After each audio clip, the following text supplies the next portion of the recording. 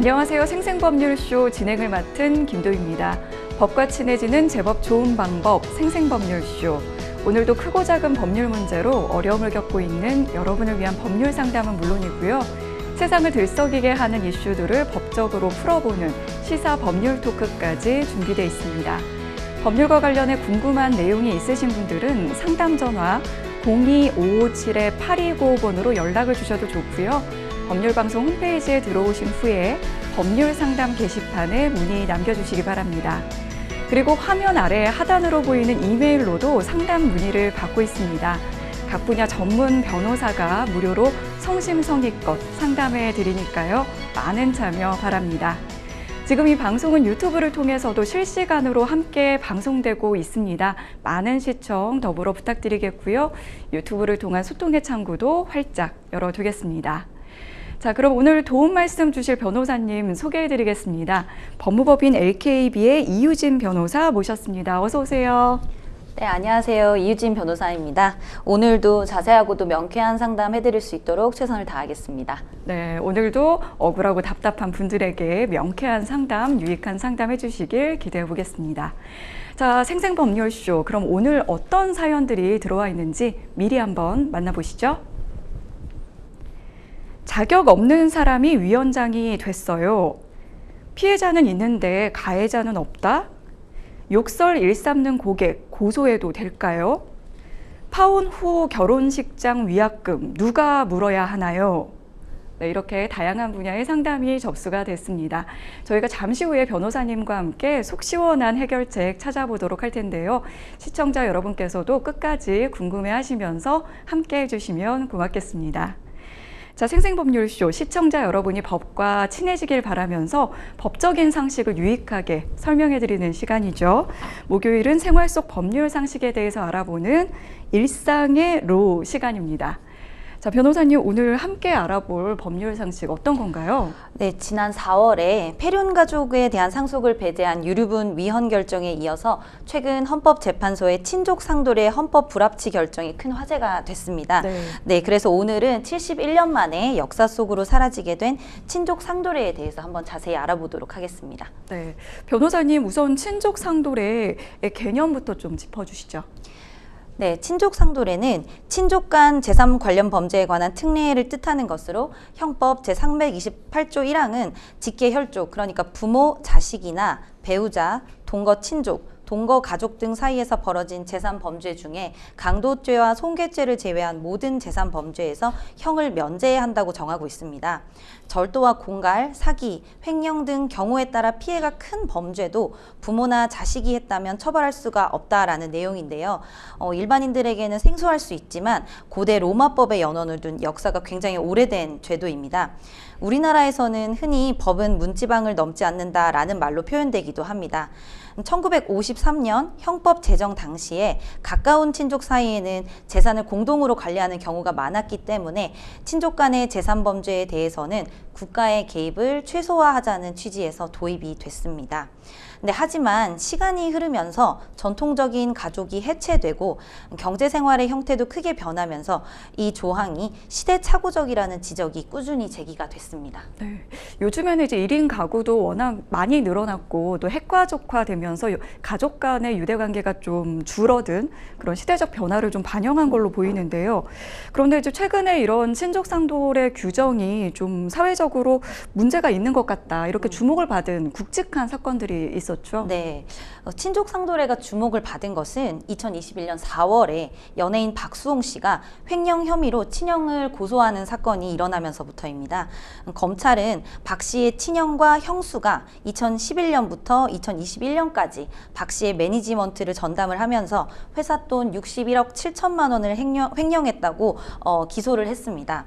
그러자 박 씨의 아버지께서 갑자기 자금 관리를 내가 했다라고 말하고 나섰는데, 이를 두고 박 씨 측은 아버지가 친족 상돌회를 악용했다고 주장을 했습니다. 함께 살고 있지 않으면 형제 사이에는 친족 상돌회가 적용되지 않기 때문에 박 씨 형의 처벌을 막기 위해서 친족 상돌회가 제한 없이 적용되는 아버지가 나선 것이라고 본 것이죠. 그리고 또 최근 아버지와의 재산 분쟁을 고백한 골프 전설 박세리 씨도 아버지를 고소했습니다. 고소의 주체는 박 씨가 아닌 박세리 희망재단, 혐의도 횡령 등의 재산범죄가 아닌 사문서 위조였는데요. 친족 상도례가 적용되지 않는 방식으로 법적 대응을 한 것이 아니냐라는 해석이 나왔습니다. 네, 그 당시에 상당히 좀 불합리한 측면이 있다 이런 이야기 때문에 더 논란이 됐던 것 같은데요. 네.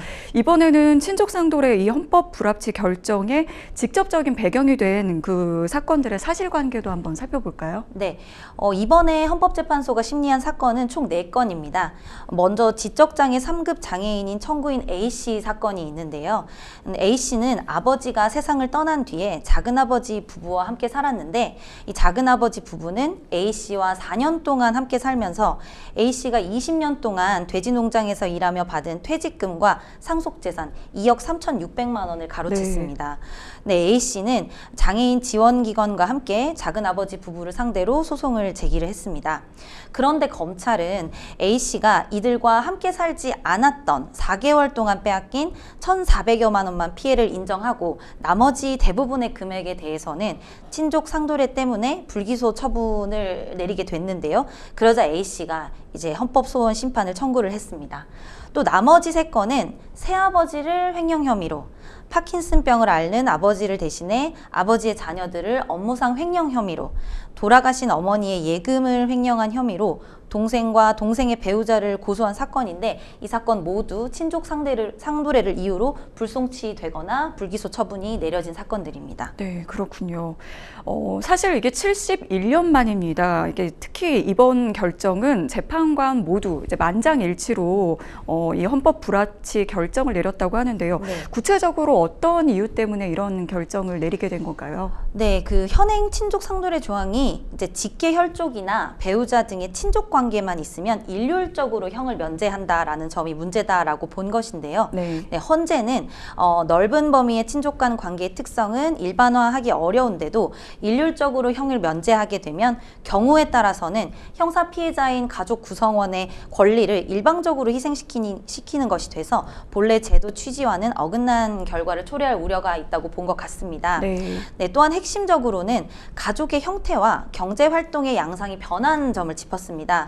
그리고 또 특히 이득액이 50억 원이 넘어가게 되면은 특정경제범죄 가중처벌법상 횡령죄나 폭행이나 협박을 동반한 공갈 범죄도 포함이 되고 또 흉기를 든 특수절도 범죄 등까지 이런 친족 상도례를 통해서는 가족 내의 손해회복과 용서가 가능하다고 보기가 좀 어렵다고 본 것 같습니다. 네. 네, 이와 더불어서 장애인이나 미성년자에 대해서도 일률적으로 이 조항을 적용을 하게 되면 가족과 친족 사회 내에서 취약한 지위에 있는 구성원에 대한 경제적 착취까지 용인하는 결과를 초래할 염려가 있다라고도 지적을 했습니다. 네.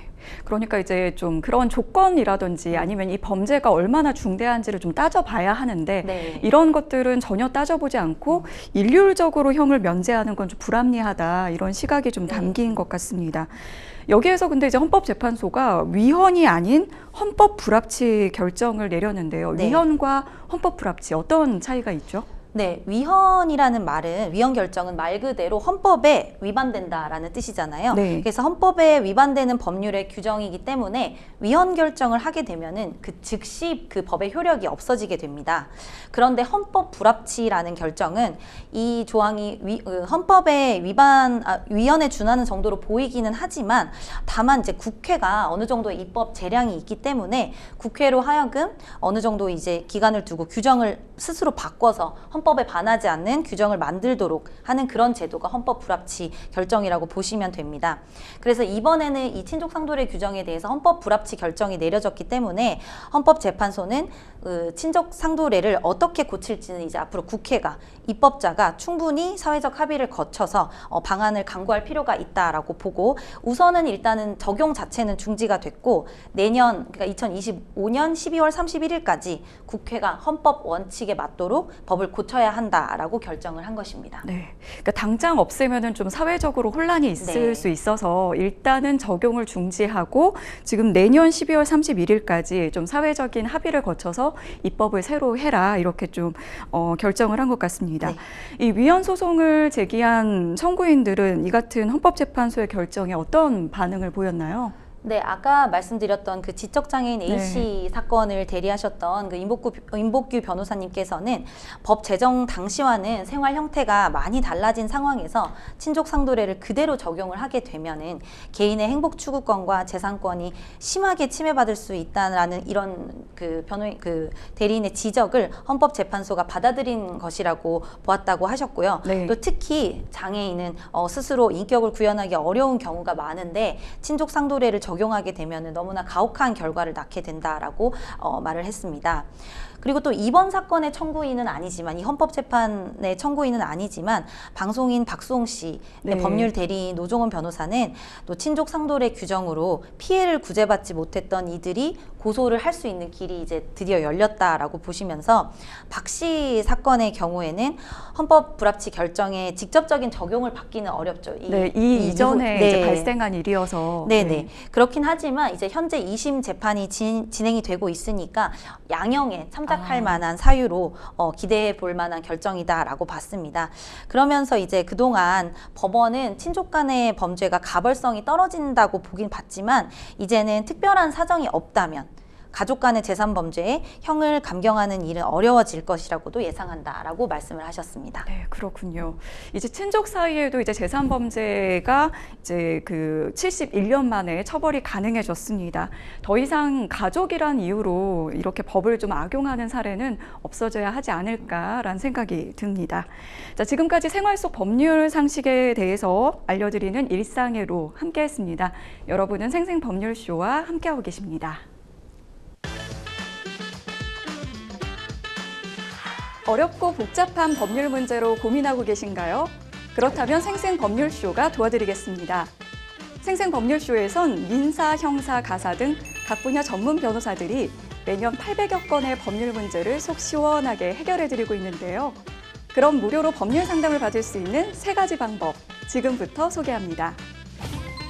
첫째, 02-557-8295번으로 전화해 법률 상담 신청을 한다. 둘째, 법률방송 홈페이지에 접속해 법률상담 게시판에 사연을 올린다. 셋째, 지금 화면에 나오고 있는 이메일 주소로 사연과 연락처를 보낸다. 속 시원한 법률상담 프로그램 생생법률쇼. 지금 바로 상담 신청하세요.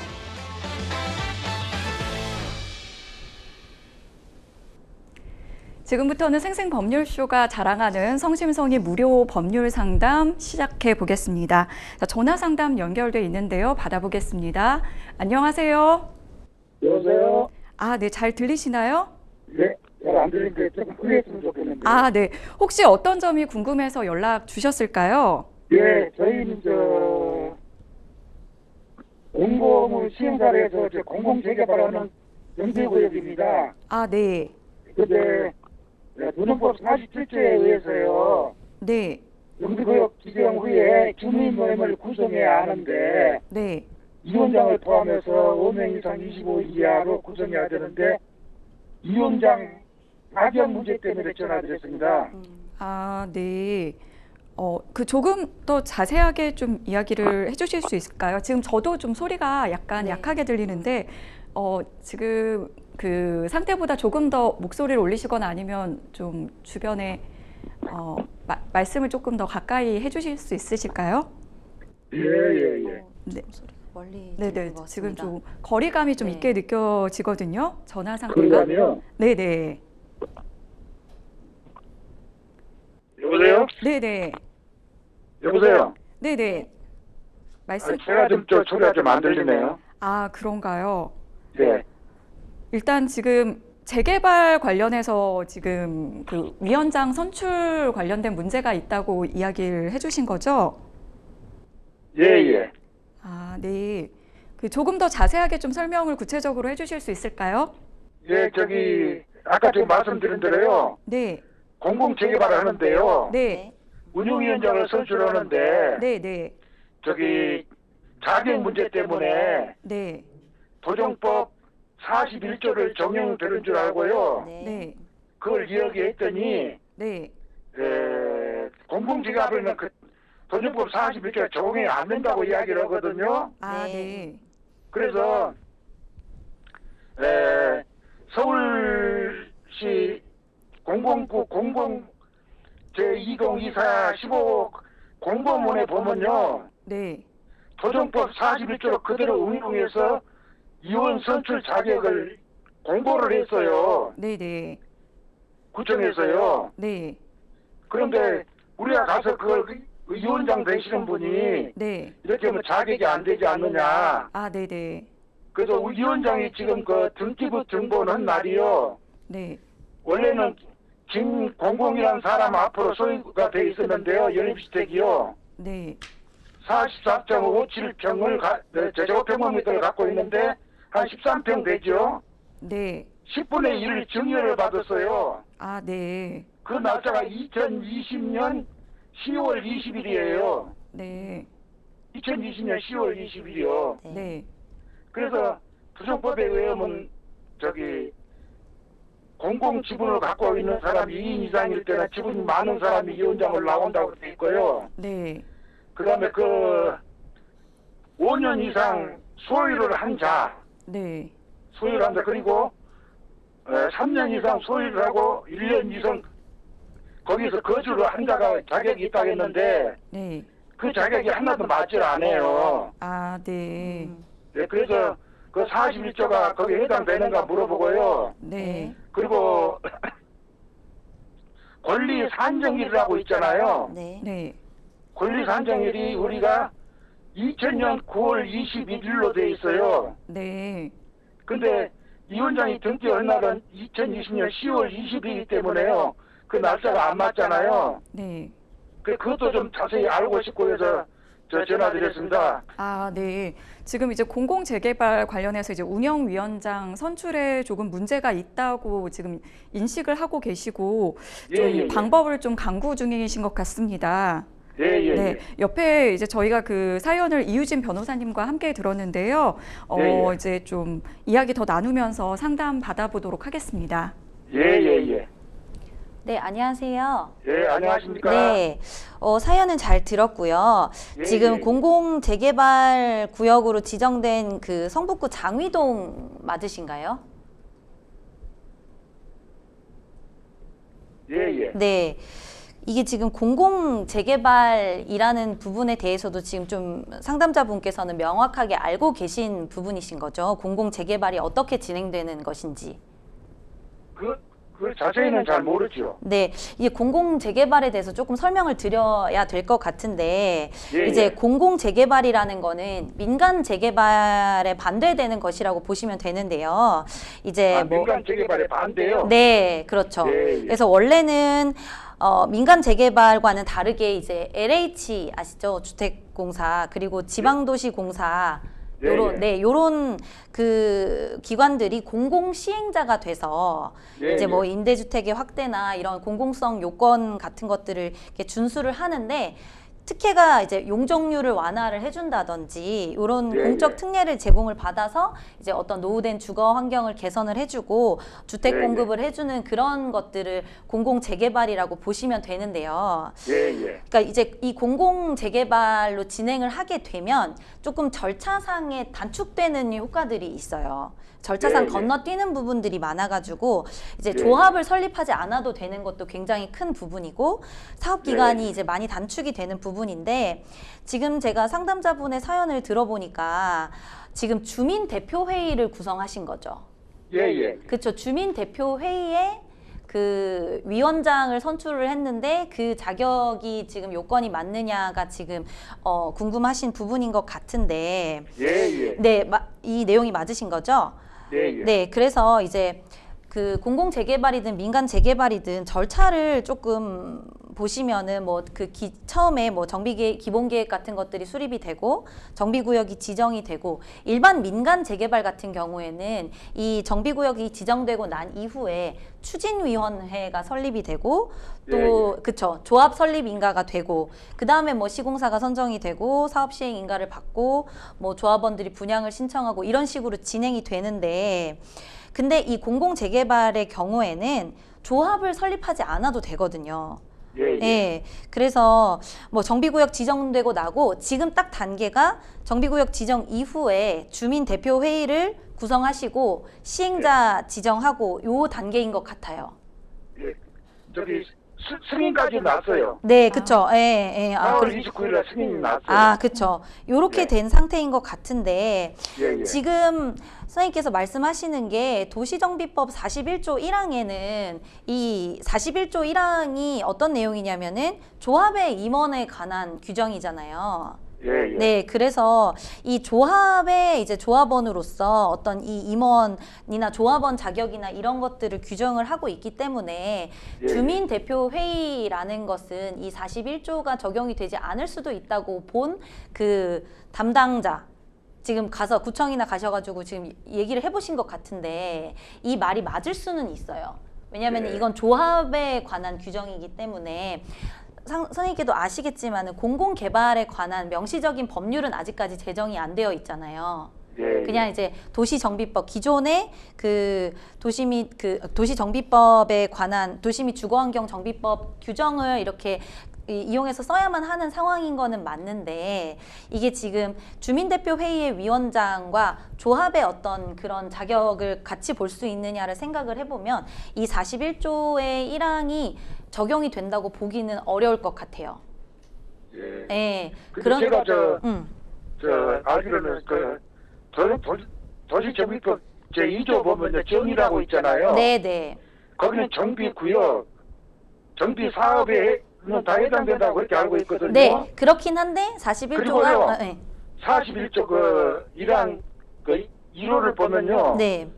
정비구역 안에서 네. 5년 이상 소유하고 있을 것. 네. 또 2는 정비구역 안에 3년 이상 소유하고 1년 이상 거주하고 있을 것. 그렇게 알고 있거든. 정비구역이라고 분명히 되어 있어서 네. 혹시 그 도정법 2조 그 정의에 네. 정비구역 정비사업에 그 해당되는데 그것도 정비구역 돼 있길 그것도 해당되지 않나 그걸 좀 알고 싶었어요. 네, 일단은 제가 말씀드리는 게 41조 자체가 적용되기가 좀 어렵다고 말씀을 드리는 부분이고 만약에 네. 적용된다고 봤을 때 지금 그 문제가 되는 위원장이 예, 지금 5년 이상 소유하거나 이 지금 조건에 안 맞는다고 말씀을 하시는 거죠.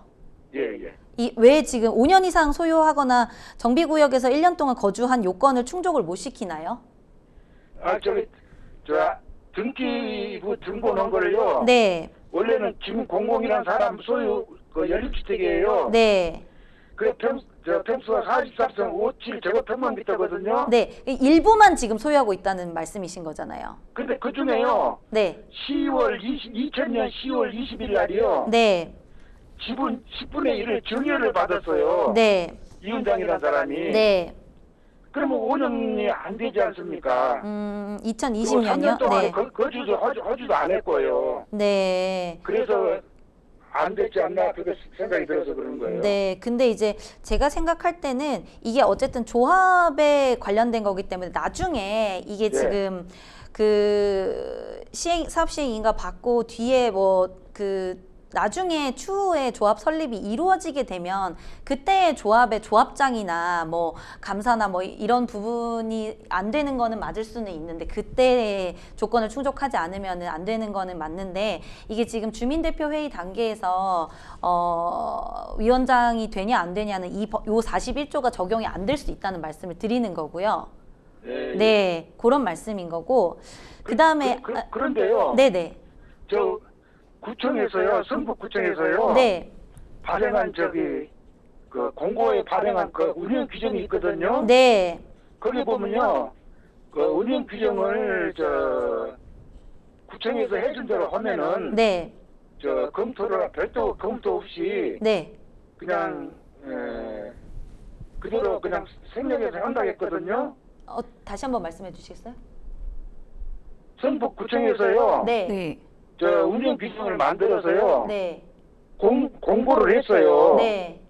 그걸 기존으로 해서 이제 만들어라 그 말이겠죠. 네. 근데 거기에는요, 그 조정법 41조가 그대로 그냥 다 들어가 있어요, 거기에. 그러니까, 운영 규정에. 네. 그게 위원장 선출에도 적용이 된다라고 명시적으로 돼 있나요? 성북구청에서 주신 게? 그 주민대표회의 선출 등이라고 돼 있거든요. 아, 네네. 그렇다고 하면 주민대표회의 위원을 선출 등. 네?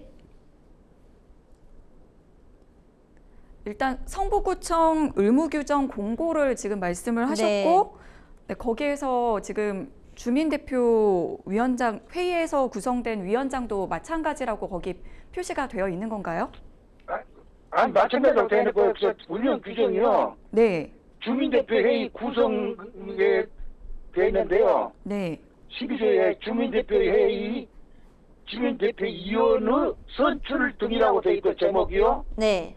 거기에는 그 41조가 그대로 다 들어가 있어요. 아, 41조를 준용하라고 명시적으로 지금 의무구정 공고에 나와 있단 말씀이신 거죠? 제가 좀 잠깐 얘기해 드릴까요?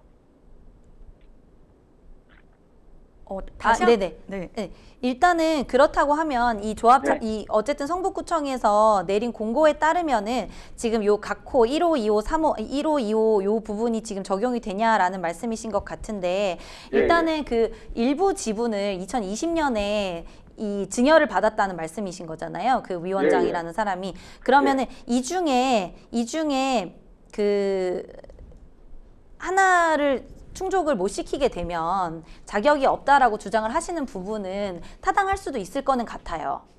그래서 일단은 5년 이상 소유를 했다는 게 지금 그 확실하게 증여를 받으신 게 지금 5년이 충족이 안 됐고, 그렇죠?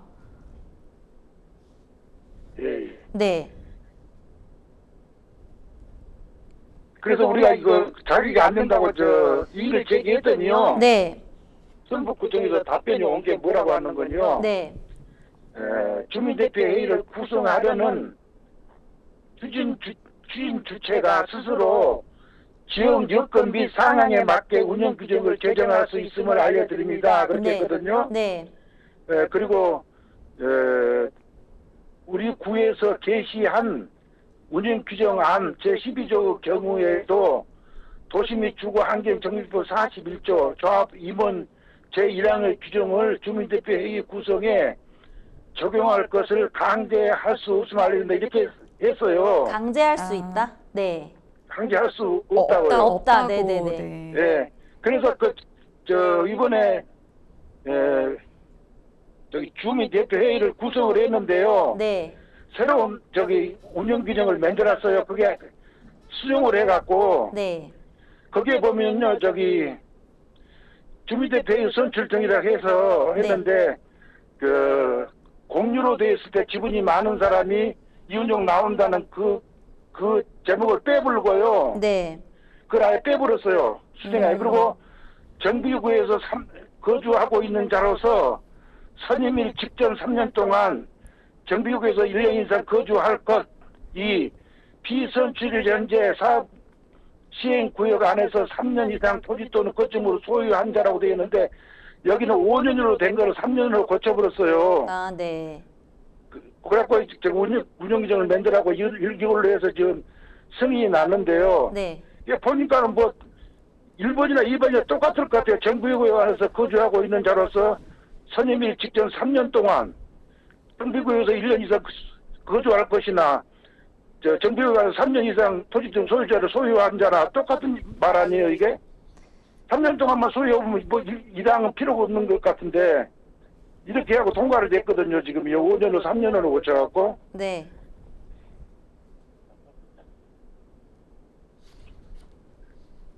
지금 이게 성북구청에서 네. 이렇게 말씀을 하셨다는 거잖아요. 그렇죠?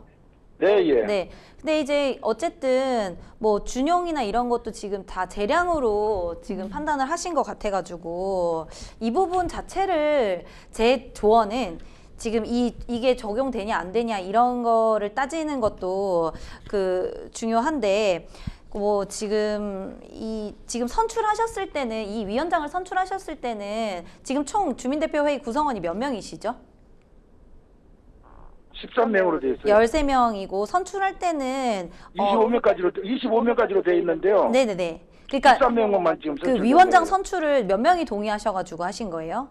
뭐 52%겠죠. 50% 이상이라고 이렇게 과반수 되어 있으니까요. 이게 3분의 2 이상이 아마 동의를 받아서 선임할 수 있는 걸로 아니 알고 50%일 거예요. 50%로 하셨어요. 그렇게 절차를 진행하셨는데 제가 보기에 지금 성북구청이나 이런 데서 내려오는 이런 뭐 그 지침이나 이런 걸 봤을 때는 이 조항 자체를 적용을 해가지고 뭐 해임 절차를 법적으로 진행하기는 좀 무리가 있을 것 같아요.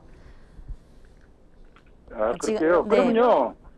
저 권리산정일에 대해서 물어볼게요. 네네. 우리가 지금 권리산정일이 2020년 9월 21일로 돼 있거든요. 네네. 그 위원장은 등기부 등비를 2020년 10월 20일 날 했는데요. 네네. 근데 이게 권리산정 기준일이라는 게 예. 이제 이게 있는 이유는 이제 이 이후부터는 이 정비구역, 이 지정된 정비구역에서 이제 그 건축물이나 뭐 부속토지 소유권 이런 거 취득하더라도 분양권을 못 받고 현금 청산하는 내용이잖아요. 예, 예. 네. 근데 이게 그 하나의 뭐 필지를 여러 토지로 나누거나 나눠서 새로운 그 소유권을 취득을 하거나 뭐 단독이나 다가구 주택을 다세대로 전환을 하거나 뭐 토지랑 건물을 분리하거나 이런 식으로 일종의 편법 같은 걸 써서 추가 소유권을 얻었을 때는 그렇게 되면은 기존의 이 그 토지 등 소유자들의 이게 분양이 작아질 수밖에 없으니까 그걸 막기 위해서 권리산정 기준일을 두는 거란 말이에요. 그렇기 네. 때문에 이제 이 기존에 있는 건 보존 등기를 한 건 아니잖아요. 이 그 권리산정 기준일 다음에. 이제 그냥 다음에 등기를 했죠. 그전에는 없었죠. 그전에 없었던 거예요? 그렇죠. 없었던 거를 새로 건물을 지으면서 보존 등기를 하신 거예요? 아니 있었던 게 다른 사람 다른 사람 거를 지금 이 사람 걸로 옮겨간 거잖아요. 그런 네. 경우에는 권리산정 기준일이 뭐 큰 의미가 없는 상황이라서 이것도 추가로 뭔가를 만들어낸 상황에서 돼야지만은 그 부분이 해당이 될 수 있을 것 같거든요. 추가로 뭘 만들어야지. 지금 그걸 해갖고 이 위원장을 하고 있잖아요. 네, 네, 그 등기를 해갖고 네, 네, 권리산정일 이후에 네, 네. 한 달 후에 등기를 해갖고 이 위원장을 지금 하고 있잖아요. 네, 그러니까 이게 이 권리산정 기준일이 문제가 되는 거는 새로운 뭔가, 그러니까 하나를 두 개로 쪼개서 새로운 소유권을 취득하거나 이런 식일 때 이게 현금 청산이 대상이 된다는 거고 A에서 B로 소유권이 넘어가는 경우에는 해당이 안 되는 거죠. 권리산정일이 해당이 안 된다고요? 네, 네. 그러면은 그 위에 등기한 사람도 다 그러면 해당이 안 되겠네요. 그렇죠. 그 분들은 나중에 조합원이나 분양 받으실 그 자격이 있긴 한 거죠. 그 자격이 원래 그 공유 지분으로 돼 있을 때는 대표자 선임을 해서 대표자가 그 모든 법적 행사를 한 줄로 알고 있거든요. 네. 그런데 그럼 대표자 선임을 해갖고 위원장이 됐는데 네. 그 필요 없다고 하면 뭐 대표자 선임 하나만 안 하나요 그럼? 그래서 이제 제가 말씀드리고 싶은 거는 이게 어쨌든 이런 조항들이 지금 명확하게 딱 떨어지게 위원장 그 사람한테 적용될 수 있는 건 없는 것 같고 제가 봤을 때는 지금 뭐 그 이제 이 SH랑 지금 MOU 맺어가지고 그런 돈을 이제 유용하고 이런 내용도 있으신 것 같은데 그런 부분을 맞아요. 가지고 좀 형사적으로 문제를 제기를 하셔가지고 그 부분으로 이야기를 하시는 게 더 확실한 해결책이 될 것 같아요.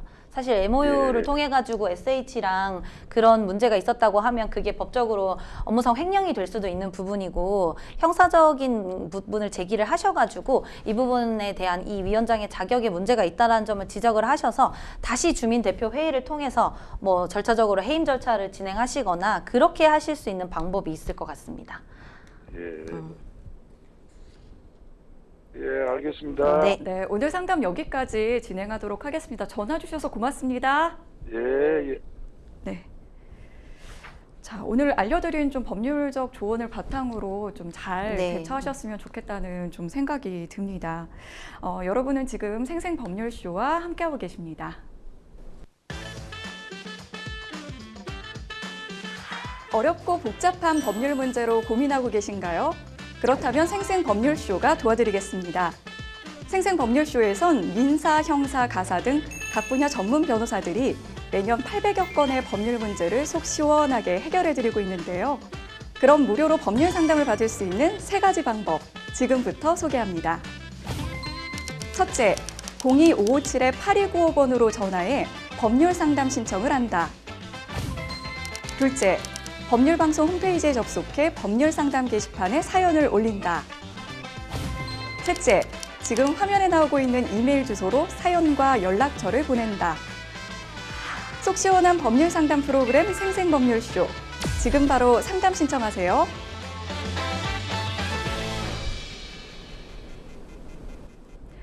자, 이번에는 법률방송 이메일을 통해 들어온 여러분의 고민을 해결해 드리도록 하겠습니다. 어떤 사연인지 함께 만나보시죠. 저희 빌라는 1년에 한 번 정부 지원을 받아서 외벽 페인트를 칠하는데요. 6월 5일부터 10일까지 일정이었는데 마지막 날인 10일에 사건이 벌어졌습니다. 저희 집이 4층 꼭대기층인데 크레인 기계가 움직이면서 저희 집 창문을 긁어 1m 정도 되는 사각 창문 전체에 실금이 생겼습니다. 가뜩이나 꼭대기층이라 바람도 많이 부는데 그대로 두면 창문이 깨질까 봐 너무 불안한데요. 이에 공사했던 사람한테 해당 사진을 보내 어떻게 할 거냐며 따져도 봤지만 아예 제 전화를 차단했는지 전화도 안 받고 아무런 답장도 없습니다. 며칠 전 구청이랑 동대표가 저 대신 건설사 측에 연락을 돌렸을 때도 해결 방법이 없긴 마찬가지였고요. 현재 외벽 페인트 공사 담당자 연락처와 건설사 이름 정도만 알고 있는데 너무 괘씸해서 손괴죄로 고소라도 해보고 싶은데 절차가 어떻게 될까요? 어쨌든 빌라 외벽 페인트 작업 중에 일어난 일이지만 만약 끝까지 해결이 안 되면 일단 제 돈으로 수리를 하고 관리비에서 제하하는 방법도 생각 중인데 동대표가 문제를 삼을 수도 있을 것 같아 걱정이 됩니다. 이것마저도 안 되면 저는 도대체 누구한테 책임을 물어야 하는 걸까요? 네, 이렇게 사연을 주셨습니다. 사실 현재 이제 외벽 페인트 작업을 한 인부라든지 또 건설사 모두 지금 책임을 좀 부인하거나 네. 지금 연락이 잘 안 되고 있는 상황입니다. 참 이게 일단 지금 재물손괴죄부터 생각을 하셨는데 네. 재물손괴죄로 고소 가능할까요? 그 손괴죄라는 것은 형사상의 죄잖아요. 이제 인식과 고의가 있어야 하기 때문에 네. 이런 경우에는 사실 과실로 보이잖아요. 이제 네. 과실에 의한 재물 손괴는 민사상 손해배상의 문제는 변론으로 하더라도 형법적으로 처벌하기는 쉽지는 않습니다. 아, 그렇군요. 이게 과실에 의한 것이기 때문에 사실 좀 처벌하기가 쉽지가 않고. 네. 그러면은 지금 이제 뭐 갑자기 외벽 페인트 작업을 하다가 이제 당한 일이다 보니까 CCTV라든지 뭐 사실 영상이라든지 이 증거를 확보하기가 좀 어려우셨을 것 같거든요. 네.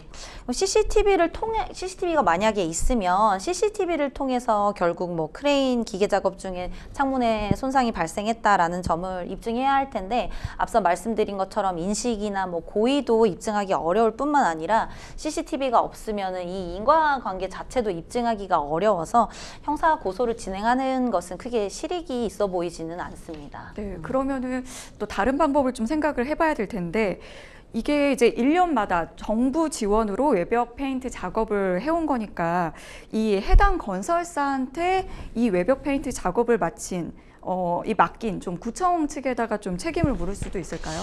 이게 아마 구청과 건설사 사이에 계약이 체결이 되어 있겠죠. 아무래도. 네, 이런 일종의 피해가 발생을 했을 경우에는 뭐 누구의 책임으로 어떻게 보상한다 이런 내용이 계약 내용에는 있을 법한데 현재로서는 뭐 상담자분도 그렇고 저희가 알 수 있는 방법은 없지만 뭐 구청이 단순히 뭐 예산만을 지원을 한 것인지 아니면은 뭐 업체 선정이나 공사 관리에 직접적으로 관여를 했는지 이런 부분들까지 문제가 한번 살펴봐야지 문제를 정확하게 파악할 수 있을 거는 같습니다. 네, 그렇군요. 지금 꼭대기층이고 이제 자칫하면은 이제 창문이 깨져서 더 큰 좀 사고로 이어질 수 있는 만큼 이 수리를 하는 게 좀 재빨리 이루어져야 할 것 같은 느낌이 드는데요.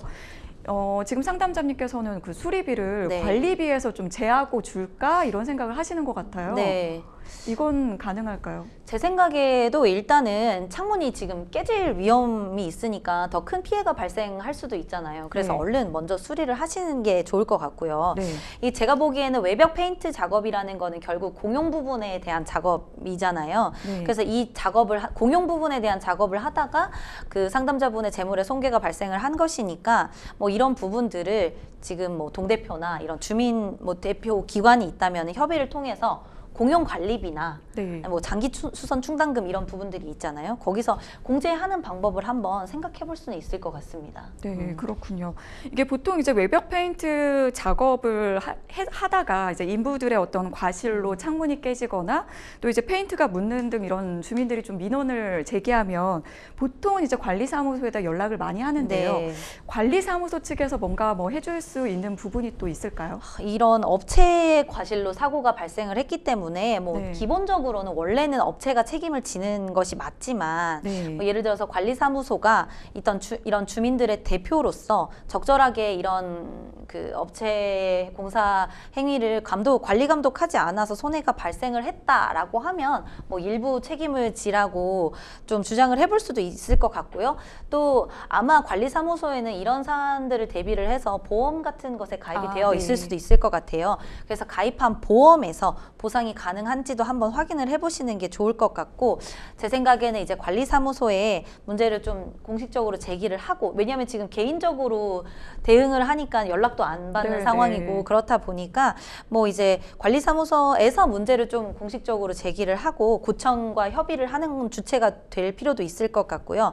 앞서 말씀드렸던 것처럼 이 수리 비용 자체를 그 공용 관리비에서 공제하는 방법도 생각해 볼 수 있겠고, 뭐 관리사무소 등을 통해서 구청 또는 이 업체와 협의를 요청해 보는 것도 방법이 될 수 있지 않을까 생각이 됩니다. 네, 지금 현재 이제 피해자는 있는데 뭔가 이제 뚜렷한 네. 가해자가 보이지 않아서 굉장히 답답할 네. 것 같거든요. 마지막으로 조언 한 말씀 부탁드리겠습니다. 네, 앞서 말씀드렸던 것처럼 지금 빨리 수리를 먼저 하시는 네. 게 좋을 것 같고, 더 큰 피해를 방지하기 위해서 네, 우선 되어야 할 것 같고, 그리고 지금 외벽 페인트 작업이 1년마다 계속 있다고 네. 하셨는데, 이 또다시 이런 문제가 발생하지 않으리라는 법이 없잖아요. 그러다 보니까 이제 이런 문제를 좀 뭐 기관을 주민 대표 기관, 관리사무소 이런 곳을 통해서 좀 공론화 시켜가지고 이제 앞으로 이런 문제가 발생했을 때 어떻게 할 것인지에 관한 협의를 미리 해두시는 것도 좀 필요하겠다라는 생각이 듭니다. 네, 정말 해마다 이제 발생할 수 있는 일인 네. 만큼 대응 방법이라든지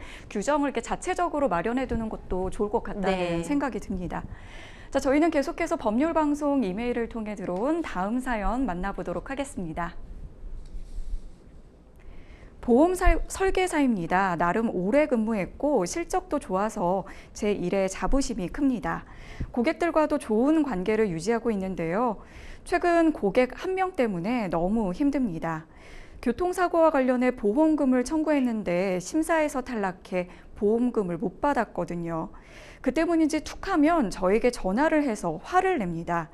처음에는 실망스럽다, 서운하다, 계약을 해지하고 싶다 이런 메시지를 남겼어요.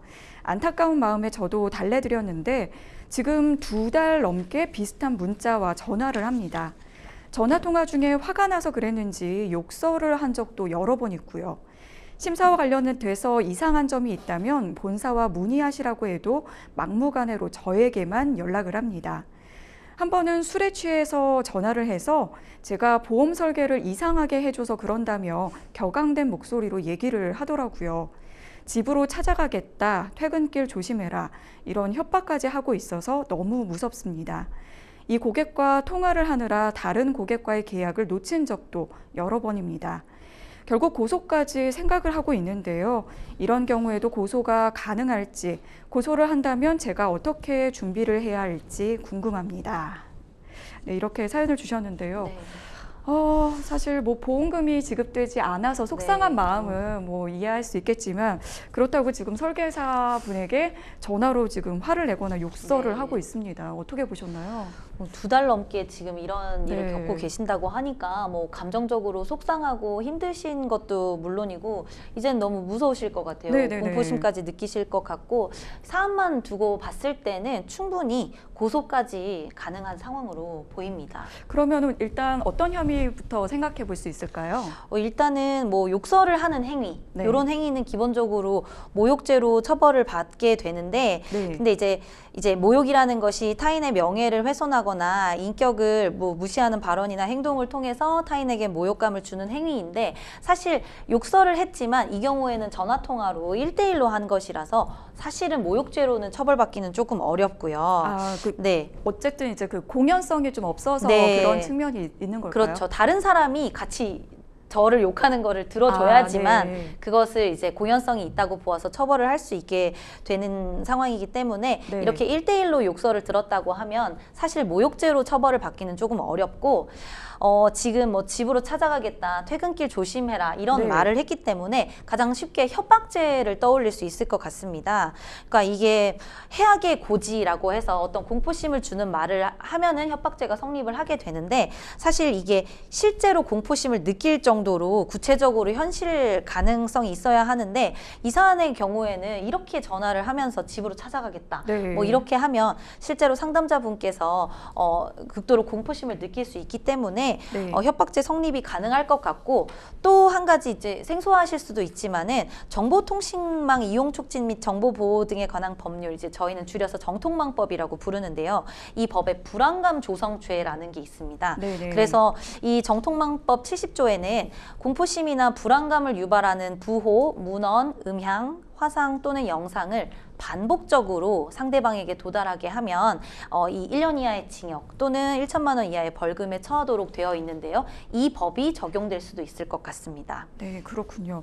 그 보통은 이제 그 명예훼손이나 이제 모욕죄, 특히 이제 모욕죄를 가장 먼저 떠올리셨을 네. 것 같은데, 아까 모욕죄는 이제 1대1로 전화할 네. 때는 이제 해당이 안 되고 이제 공연성이 필요하다고 얘기를 하셨거든요. 네. 그 공연성 이런 조건을 둔 이유는 뭘까요? 그 단순히 생각해서 1대1로 이렇게 욕을 들으면 네.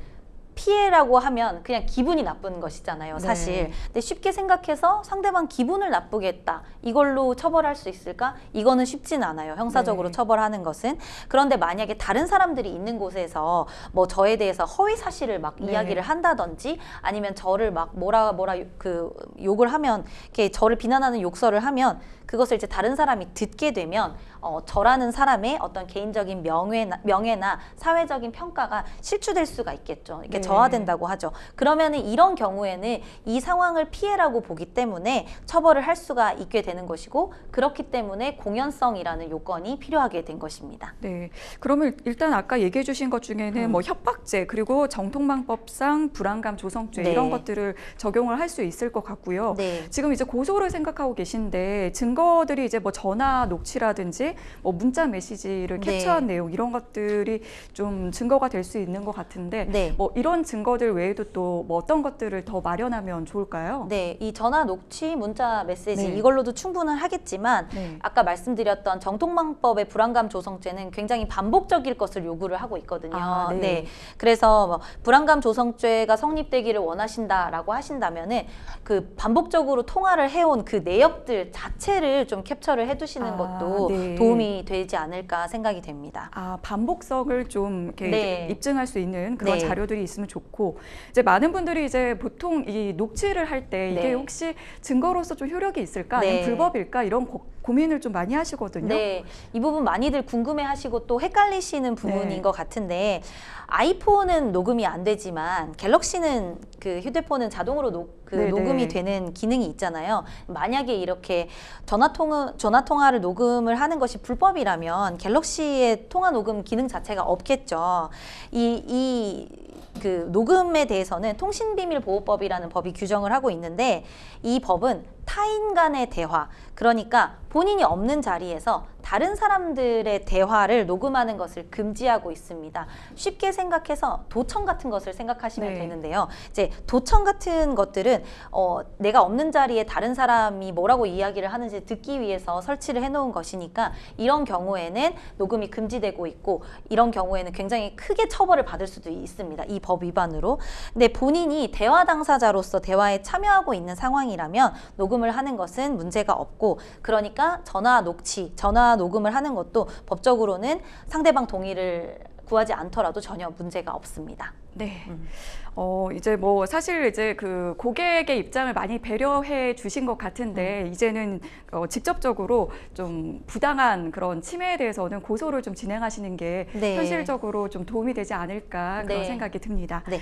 네, 저희 이제 마칠 시간이 다 됐는데요. 오늘 함께 해주신 이유진 변호사님 고맙습니다. 네, 생생법률쇼 여기서 인사드리겠습니다. 끝까지 함께 해주신 여러분 진심으로 고맙습니다.